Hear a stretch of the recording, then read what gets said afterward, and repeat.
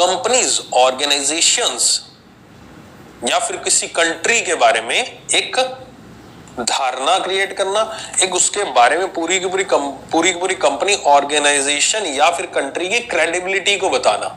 Credibility को बताने का कहने का मतलब यह है कि वो कंपनी, वो ऑर्गेनाइजेशन को अगर आप लोन देते हो तो वो लोन देने का आपका कितना सेफ रह सकता है वो लोन। ने इंडिया को रेटिंग दी, क्या दी इंडिया को? उन्होंने AA दे दिया, B दे दिया, B+ दे दिया, याद होगा ना आपको, लिखा होगा न्यूज़ में, एडिटोरियल पढ़ते होंगे, ठीक है। फिच ने दे दिया। तो ये क्या होता है, ये आपकी मूडीज, फिच वगैरह की क्रेडिट रेटिंग एजेंसीज हैं। ये क्रेडिट रेटिंग एजेंसीज क्या करती है, अलग-अलग देशों को आपका रेटिंग्स दे देती है। किस बेस पे रेटिंग देती है? उनकी किस तरह की ग्रोथ चल रही है, उनकी वहां पर किस तरह की इंडस्ट्रीज हैं, क्या ग्रो कर रहा है, क्या नहीं कर रहा है, एक्सपोर्ट कितना, इंपोर्ट कितना है, कहां से उसने लोन ले रखा है, कैसे ले रहा है, वो लोन चुका पा रहा है, नहीं चुका पा रहा है, कंट्रीज लोन देती है, चुका रही है, नहीं चुका रही, वर्ल्ड बैंक से, IMF से, ABC, XYZ, किस से क्या चीजें उसने ले रखी है। तो ये सब चीजों के बेस पर वो आपका रेटिंग उसको साइन करते हैं। रेटिंग में क्या होता है, जो टॉप मोस्ट अच्छी रेटिंग होती है वो A कैटेगरी होती है, नीचे आपके B, BB, BBB इस तरह से रेटिंग नीचे चलती रहती है। तो ये जो क्राइटेरिया है A, BB, BBB का जो भी है, इसको हम कहते हैं रेटिंग देना क्रेडिट रेटिंग एजेंसीज के द्वारा। इसमें आपका पूरे ग्लोबल लेवल पर आपकी रेटिंग एजेंसीज हैं जो कि आपकी कंट्रीज को रेटिंग देती हैं।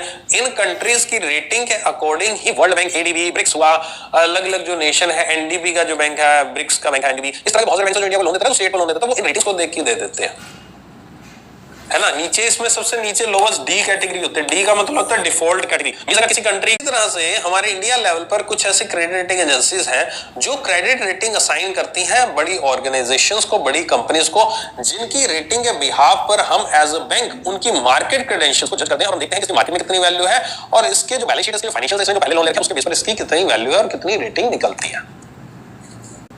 हम सभी के सभी को क्रेडिट रेटिंग करानी जरूरी है? नहीं। एज पर दी RBI गाइडलाइंस, कुछ टाइम पहले गाइडलाइंस, कुछ साल पहले की, बहुत साल पहले गाइडलाइन RBI ने कहा था कि जिन कंपनीज की जो लोन की कैपेसिटी, मतलब लोन लेने जा रहे हैं और उनका लोन लेना 10 करोड़ से ऊपर, तो उनको ये क्रेडिट रेटिंग एजेंसी से रेटिंग करानी अनिवार्य है। फिर एक 5 करोड़ का फंड आएगा, 5 करोड़ से ऊपर अगर आपको लोन लेना है तो आपके लिए अनिवार्य है। बट 5 करोड़ से लेकर 10 करोड़ के बीच में अनिवार्य नहीं कहा गया, इसको कहा गया कि सजेशन दिया गया कि आप एडवाइजरी है, आप उसको करवाइए। बट 10 करोड़ से ऊपर अगर आप कोई लोन लेते हो तो आपको करवाने आपको एक्सटर्नल रेटिंग एजेंसी से। हाँ, इसको क्रेडिट रेटिंग एजेंसी के अलावा इसको एक्सटर्नल क्रेडिट रेटिंग एजेंसी कहते हैं। एक्सटर्नल वर्ड भी मना है, मतलब जरूरत ही नहीं करवाने की। अब आप कहोगे सर 5 करोड़ से नीचे मना तो कोई करवाएगा नहीं करवाएगा, तो उसकी क्रेडिबिलिटी कैसे जानेंगे? उसकी क्रेडिबिलिटी आपको खुद को जांचनी है। के लिए आपको खुद मार्केट में जाना है, खुद उसके बारे में पहचानना पड़ेगा, उसके फाइनेंशियल्स को खुद पढ़ना पड़ेगा, सब कुछ खुद पढ़ना पड़ेगा। और यहाँ पर मैंने वर्ड यूज कहीं जहां पर एक्सटर्नल चीज है वहां पर इंटरनल तो होगी। तो हमारा एक इंटरनल सॉफ्टवेयर होता है जिसमें हम इंटरनल रेटिंग असाइन करते हैं, इंटरनल रेटिंग खुद करते हैं। उसके फाइनेंशियल सॉफ्टवेयर में हम उसके फाइनेंशियल डालेंगे, उसकी